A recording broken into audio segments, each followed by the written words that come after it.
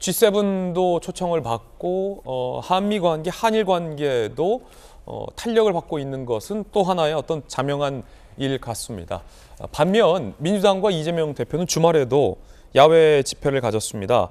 한반도 자위대 군합발 발언에 이어서 이번에도 또 자위대가 한반도에 진주할 수 있다, 주둔할 수 있다, 뭐 이런 얘기를 꺼내 들었습니다. 이재명 대표 이야기 한번 들어보시죠.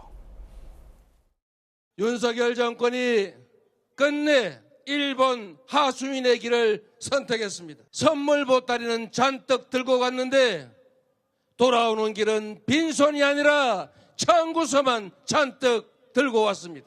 강제동원 배상안 그리고 지소미아의 원상 복귀를 통해서 한일 군사 협력의 길로 나아가고 있습니다.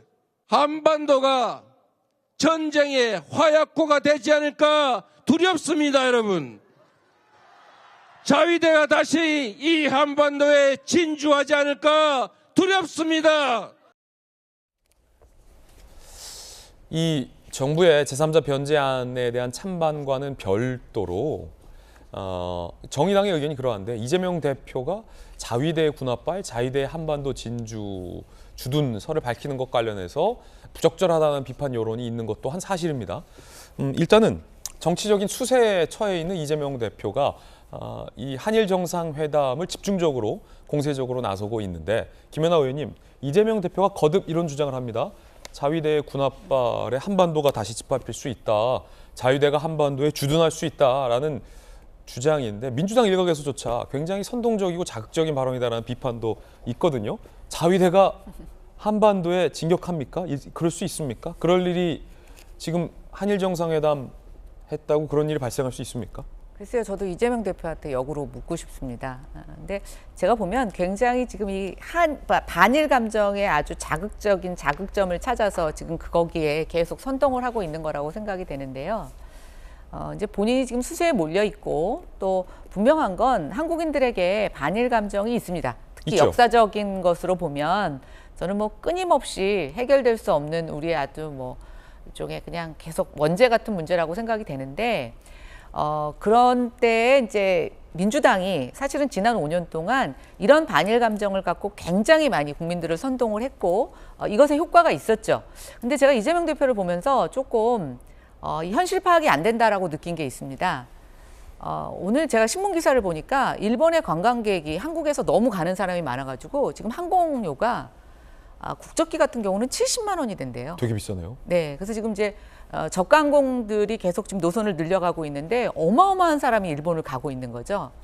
옛날에 이 정도면 대통령이 가서 뭐 조공 외교를 하고 왔다고 하면은 이거 무슨 뭐 물건 안 사기 이런 거 하지 않겠습니까? 근데 지금 그런 조짐들을 전혀 보이지 않아요. 즉 역사적 문제가 물론 풀어야 될 숙제가 남아있긴 하지만 우리 국민들은 이제 과거로 돌아가는 것이 아니라 미래로 나아가기를 바라고 있습니다.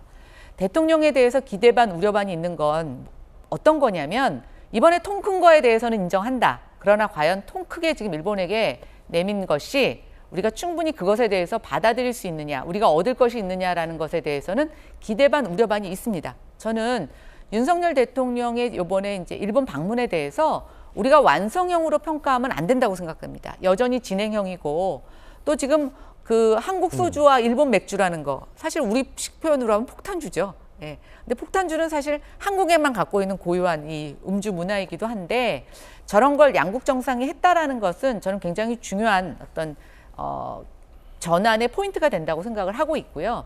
다만 지금 일본에서 우리에게 이렇게 통 크게 답하지 못하는 이유는 우리가 정권이 바뀔 때마다 무수하게 일본과 했던 약속과 또 이런 것들을 뒤집는 현상을 보면서 굉장히 불신의 그런 것들이 굉장히 깊어져 있다라는 겁니다.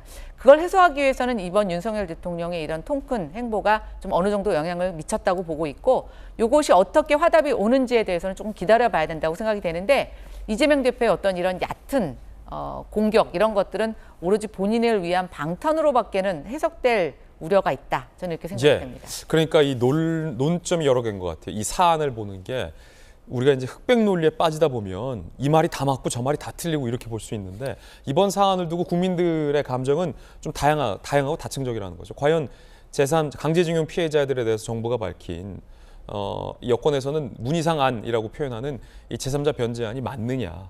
두 번째, 한일 외교를 지난 5년간처럼 이렇게 퇴행적으로 두는 게 맞느냐.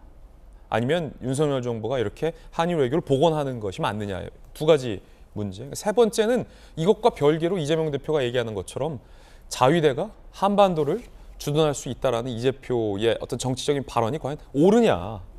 결이 다른 세 가지 논점들이 존재하는 것 같습니다. 김기현 국민의힘 대표 이야기도 한번 들어보겠습니다. 이재명 대표 이야기에 이어서 말이죠. 민주당이 주말마다 거리로 나가서 정부 협박을 비난하고 한일 관계 개선에 찬물을 끼얹는 행태를 보이고 있습니다. 아무런 대안도 아무런 해결책도 없이 그저 반대를 위한 반대만 일삼고 있는 것입니다. 자, 뭐 여러 가지 의견 있겠습니다. 전재수 의원님, 민주당 지금 현역 재선 의원한테 제가 들었는데 차라리 그런 민주당 현역 재선 의원 저한테 그러더래요. 이재명 대표가 저런 집회에 안 나가고 이 일본과 관련된 메시지를 안 내는 게 더 도움이 된다. 이런 얘기를 저한테도 하더라고요.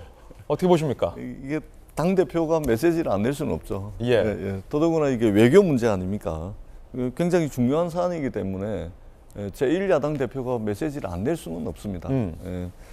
그렇게 말씀을 드리고, 이게 외교를 우리가 근본적으로 한번 생각을 해보십니다. 외교가 뭔지. 외교는 있잖아요. 그러니까 부모, 형제 또는 뭐 친한 친구 사이에는 일방적으로 주고 또 일방적으로 받기도 할 수가 있습니다. 가능한 일이죠. 근데 외교는 있잖아요. 구체적으로 주고받을 수 있는 이익, 실리가 없으면 더더구나 한쪽이 일방적으로 이익을 보고 한쪽이 일방적으로 손해를 보면 이 외교는 성립을 안 합니다. 그러니까 외교는 굉장히 현실적이고 굉장히 이제 아주 계산적입니다. 주고받을 만한 실질적인 이익이 없으면 외교는 성립하지 않습니다.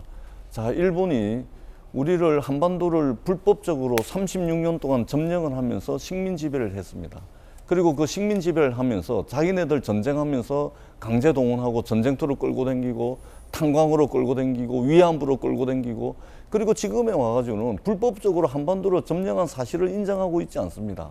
뿐만 아니고 강제 동원도 없었다고 이야기를 합니다. 뿐만 아니라 자신들의 식민 지배를 통해서 대한민국이 발전했다라고 이야기를 합니다. 더 나아가서는 독도는 여전히 자기네 땅이라고 이야기합니다. 후쿠시마 원자력과 관련해 가지고 방사능에 오염된 오염수를 가장 가까이 있는 이웃 국가인 우리나라와 한마디 협의도 없이 지금 봄이 되면 후쿠시마 오염수를 방류를 하겠다고 합니다. 이거 어떻게 할 겁니까? 과연 이런 상황에서 문재인 정부에서 5년 동안 한일 관계가 퇴행했다고 말씀하시는데요. 그것도 자세히 보십시오. 일본이 어느 날 갑자기 대한민국의 핵심 산업인 반도체 산업을 붕괴시키기 위해 가지고 소재 부품 장비에 대한 수출 규제를 어느 날 갑자기 해버린 거 아닙니까? 거기에 맞서가지고 대한민국 정부가 국민과 기업들이 똘똘 뭉쳐가지고 일본의 소재 부품 장비 수출 규제에 맞서가지고 기술 독립하고 수입 다변화하고 그 다음에 말하자면 유럽 기업들 듀퐁 같은 이런 기업들 우리나라에 유치를 하고 이래가지고 말하자면 맞서가지고 일본으로부터 경제 의존도를 줄이고 해왔던 거 아니겠습니까? 그런 측면에서 본다면 윤석열 대통령께서 외교에 있어서 넘지 말아야 될 가이드라인을 이번에 넘게 됐다라는 말씀을 드리지 않을 수가 없고요. 다시 한번 분명히 말씀드리지만 일본은 그동안 동북아시아에서 경제력으로 패권을 유지했습니다. 이제 일본 경제가 침몰하는 상황이 되니까 동북아시아의 패권을 경제력이 아닌 군사력으로 그 패권을 유지하려고 하다 보니까 한국을 마치 중국을 봉쇄하는 말하자면 군사 동맹 체계의 일본 밑에 있는 하위 동맹으로 가기 위해서 이런 일들이 벌어지고 있는데 저는 윤석열 정부가 다시 한번 대한민국의 국익, 대한민국 국민의 이익, 피해자들의 이익을 옹호하고 대변해 주십사 하는 말씀을 강력하게 드리지 않을 수가 없습니다. 예, 그 수출 규제 같은 경우는 이제 당시의 어떤 맥락을 조금 더 설명드리면 당시 문재인 정부의 어떤 일본 외교 기조 그리고 또 대법원에서의 어떤 판결 그리고 문재인 정부가 그 전 정부와의 합의를 뒤집은 것 등에 이제 일본이 반발하면서 수출 규제를 취했고 우리 정부는 그에 대해서 반발해서 또 WTO에 제소라는 카드를 썼다라는 맥락도 함께 설명해 드리겠습니다. 정혁진 변호사님. 네네. 일단 제가 조금 잘못 말씀드린 게 있었는데 왜냐하면 다시 한번 생각해 보니까 명예훼손죄는 고위공직자 범죄에 해당이 안 되거든요. 그러니까 공수처에서 수사는 못할 것 같고. 이런 정정 좋아요. 네, 그 다음에 이제 제가 곰곰이 생각을 해보니까 이재명 대표 말이 좀 모순이 있어요. 어떤 모순이 있냐면은 자위대 군합발이 우리나라 한다, 뭐 진주한다. 이거는 제가 듣기만 해도 굉장히 소름 끼치고 불쾌한 이야기인데 곰곰이 생각을 해보니까 자위대 군합발이 우리나라를 침공을 할 수가 없어요. 왜냐하면 자위대는 군대가 아닙니다. 자위대는 말 그대로 일본 스스로를 지키기 위한 그 조직이기 때문에 그렇기 때문에 자위대 가지고 다른 나라 침략하는 거는 일본의 헌법 위반이거든요. 그러니까 물론 이제 이재명 대표가 무슨 말씀하시는지 취지는 알겠는데 만약에 진짜 일본이 우리나라를 쳐들어오려고 하면 일본 헌법부터 바꿔야 되는데 그게 어떨지 모르겠고 그 다음에 한반도 위기는 어디에서 초래가 됩니까? 일본이 위기입니까? 북한이 위기입니까? 우리나라 이 서울이 불바다를 만들겠다고 하는 게 지금 일본이 그렇게 이야기합니까? 김여정이나 김정은이 그런 이야기를 합니까? 그다음에 이제 무인기 쏘고 핵은 좀 멀리 있어 보이니까 그렇다고 치고 그런 것들을 갖다 이야기할 때 이재명 대표의 저런 선동적인 주장을 곰곰이 생각해 보면 여기에 대해서 공감할 수 있는 사람이 몇 명이나 될까 저는 개인적으로 그런 생각이 듭니다. 북한이 계속 미사일 공세를 가하고 있습니다. 말씀하신 것처럼 함께 보시죠. 어제 오전 11시 5분 평안북도 동창리 일대에서 단거리 탄도미사일 한 발을 발사했습니다. 발사 당시 미 전략폭격기 죽음의 백조 2대가 한반도에 전개하지 25분 전에 발사를 했어요. 군사적 긴장감을 고조하는 거죠. 죽음의 백조 오기 전에 우린 쏠 수 있다. 뭐 이런 메시지도 북한이 좀 담은 것 같아 보여요. 북한판 이스칸데르 개량형 미사일 최대 사거리 800. 한일 정상회담 당일 ICBM으로 미 본토를 겨냥했는데 어제 우리 대한민국으로 또 목표를 전향한 겁니다. 3일 만에 도발을 했고 이달 들어서 벌써 5번째. 징검다리 도발에 5일 만에 도발 다양합니다. 그리고 북한 매체가 이렇게 미사일 도발 사진을 공개하기도 했습니다. 그러면서 김정은도 역시 ICBM 미사일 도발 때와 마찬가지로 현지에서 딸 주애, 김주애와 지켜보고 있는 사진도 공개했는데 저게 뭐 좋은 거라고 자꾸 딸을 저기 데려가는지 애 둘 아빠로서는 당최 이해할 수 없는 행태라고밖에 볼 수가 없겠습니다.